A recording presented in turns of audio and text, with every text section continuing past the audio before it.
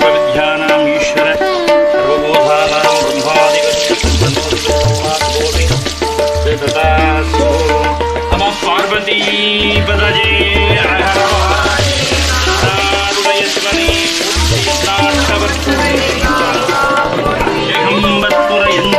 போற்றி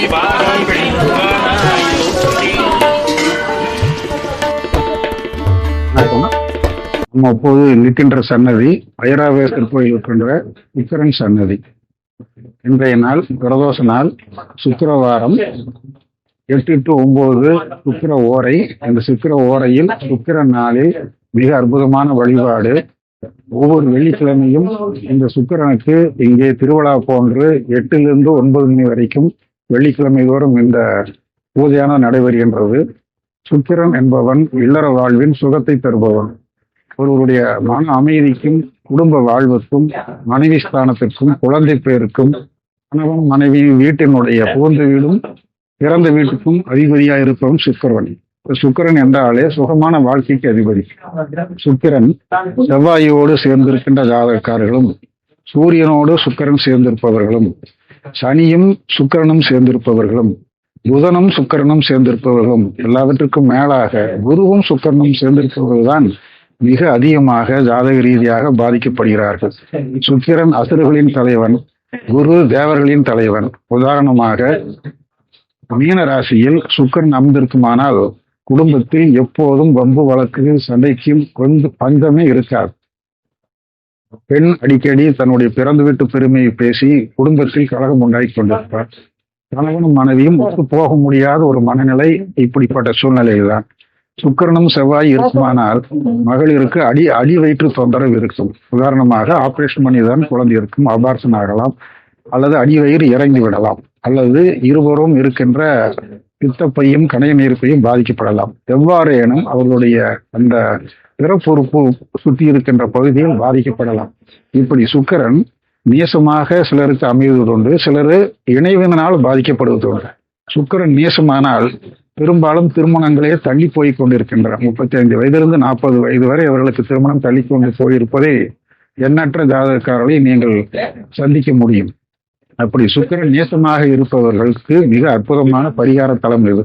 வெள்ளிக்கிழமை தோறும் மாலை இந்த பூஜை தொடங்குகிறது. இரவு 8 to 9 மணி வரை சுக்கிரனுக்கான மொச்சை பயிறு, சுக்கிரனுக்குரிய கற்கண்டு, எலுமிச்சம் மாலை, மலர்களால் அர்ச்சனை செய்து அவரவர் ஜாதகங்களை கொண்டு வைத்து பாலும் பன்னீரும் அபிஷேகம் செய்து இரவு நேர இந்த சுக்கிர ஓரை நாளில் சுக்கிர ஓரையில் மிக அற்புதமான வழிபாட்டை செய்கிறார்கள்.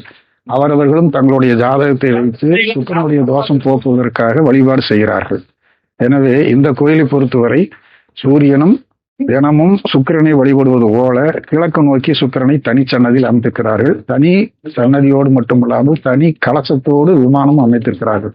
இவ்வாறு சுக்கிரனானவர் மிக அற்புதமாக சூரியன் நோக்கி காட்சி தருகிறார். சூரியனோடு சுக்கிரன் சேர்ந்திருப்பவர்களுக்கு மிக அற்புதமான பரிகார தலமாக இதை கொள்ளலாம். என்றால் சூரியனும் நெருப்பு, சுக்கிரனும் உடலில் எலும்பு, அந்தரங்க உறுப்பு, பாஸ்பரஸ், எலும்பு மூக்கைகளில் இருக்கிற பாஸ்பரஸை குறிப்பவர்.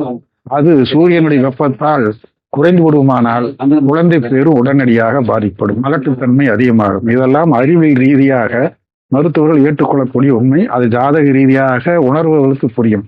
எனவே சூரியன் செவ்வாய், சனி செவ்வாய், குரு செவ்வாய், குருவோடு சுக்கிரன், சுக்கிரன் நீசம் அல்லது 6ஆம் இடத்தில் சுக்கிரன் போன்ற இந்த சுக்கிரனுடைய பாதிக்கப்பட்டவர்கள் இந்த கோயிலில் இந்த வெள்ளிக்கிழமை நாளில் சுக்கிரனுடைய ஓரை வழிபடுவது அவருடைய திருமண வாழ்க்கையில் பல்வேறு சிக்கலில் இருந்து விடுதலை கொடுத்து அமைதியான வாழ்க்கையை கொடுக்கும்.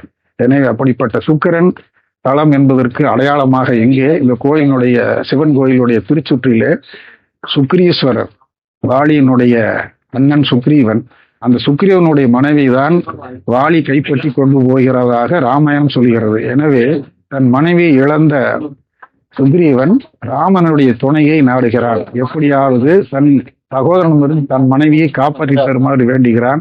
வாலியோ தன்னுடைய வலிமையில் யார் போடுகிறார்களோ அவருடைய வலிமையும் சேர்ந்து வாங்கக்கூடிய அந்த வரம் வாங்கி வந்தவர். எனவேதான் சுக்கிரனோடு நட்பு கொண்ட ராமன் வாலியை எதிர்கொள்ள முடியாமல் மறைந்து நின்று வாலியை தன்னுடைய அம்பால் சொல்கிறார். அத்தகைய சுக்கிரன் வழிபடுகின்ற தலமாக இங்கே ஒரு சிற்பம் காட்சிப்படுத்தப்படுகின்றது. சிவதுர்க்கை என்று சொல்லக்கூடிய அந்த துர்க்கையினுடைய பின்னால் சுக்ரீவனாகிய அந்த குரங்கு சிவனை பூஜிக்கின்ற சிற்பம் மிக அற்புதமாக வடிவமைக்கப்பட்டுள்ளது. அந்த ஒரு காரணத்தினாலேயே இந்த கோயில் சுக்கிரனுடைய வழிபாட்டு தலமாக முன்னோர்களால் ஏற்படுத்தப்பட்டிருக்கின்றது. அது மட்டுமல்லாமல் ஐராவதம் என்கின்ற யானையும் இந்திரனாகிய அவன் தலைவனும் வழிபட்டு தங்களுடைய சுக்கிரதோஷத்தை நீக்கிக் கொண்ட சிற்பங்களும் இந்த கோயிலில் இடம்பெறுகின்றன. எனவே ஐராவதம் வழிபட்டது, இந்திரனாகிய சுக்கிரன் வழிபட்டது மட்டுமல்லாமல் வாலி சுக்கிரன் போர் நடந்த போது சுக்கிரவன் வழிபட்ட தலம். இந்த 3 காரணங்களால் இது ஒப்பற்ற சுக்கிரதோஷம் போக்குகின்ற கோயிலாக அமைகின்றது. இறைவனுடைய பெயர் ஐராவதேஸ்வரர். வெள்ளை யானை வழிபட்டதனால் அவருக்கு ஐராவதேசர் என்று பெயர். எனவே தங்களுடைய ஜாதகத்தில் சுக்கிரன் பலம் குறைவாக இருப்பவர்கள் இந்த வெள்ளிக்கிழமையில் சித்திர ஓரையில் அற்புதமான வழிபாட்டுக்கு வாருங்கள். இந்த சுக்கிரனுடைய தோஷங்களிலிருந்து குறைபாட்டிலிருந்து வெளியே வாருங்கள். பெருமாநல்லூரில் இருந்து புறவலூர் வழியாக இந்த கோயிலுக்கு பேருந்து வசதி இருக்கின்றது. நம்பியூரிலிருந்தும் பேருந்து வசதி இருக்கிறது. திருப்பூரிலிருந்து 26வது எண்ணம் 45B என்கின்ற எண்ணம் என்னுடைய பேருந்தும் 22வது என்னுடைய பேருந்தும் கோவையிலிருந்தும் ஆக 3 பேருந்துகள் அடிக்கடி இங்கே வருகின்றன. உரிய நேரத்தை அறிந்து கொண்டு இங்கே இருக்கின்ற குருக்குலையானுடைய எண்ணோடு தொடர்பு கொண்டு வாருங்கள். உங்களுடைய சுக்கிரதோஷத்தை வெல்லுங்கள். நன்றி, வணக்கம். கம்பத்துறை எந்தாய் போற்றி, வேயிரு தோழி பங்கம் பிடமுண்ட கண்டன் மிக நல்ல வீணை தடவி மாசரு திங்கள் கங்கை முடிமேல் அணிந்து உளமே புகுந்த அதனால் ஞாயிறு திங்கள் செவ்வாய் புதன் வியாழன் வெள்ளி சனி பாம்பிரண்டும் உடனே ஆசரு நல்ல நல்ல ஆசரு நல்ல நல்ல அவை நல்ல நல்ல ஆசரு நல்ல நல்ல அவை நல்ல நல்ல அடியாரவர்க்கு மிகவே பூவேறு கோனும் புரந்தரனும் பொற்பமைந்த நாவேறு செல்வியும் நாரணனும் நான் மறையும் மாவேறு சோதியும் வானவரும் தாமரையா சேவேறு சேவடிக்கே சென்றுதாய் கொத்தும்பி வான்முகில் வடாது பெய்க மணிவரம் சுரக்க மன்னன் கோல் முறை அரசு செய்க நாம் மறைகள் ஓங்க நற்றவம் வேண்டி மல்க மேன்மைகள் செய்வ நீதி விளங்குக உலகம் எல்லாம் மேன்மைகள் செய்வ நீதி விளங்குக. நம பார்வதி பதையே நாடுடைய சிவனே போற்றி, ஏகம்பத்துறையந்தாய் போற்றி, ஆவாய் கடகத்திரளே போற்றி, அண்ணாமலையன் அண்ணா போற்றி, நாரமுத கடலே போற்றி,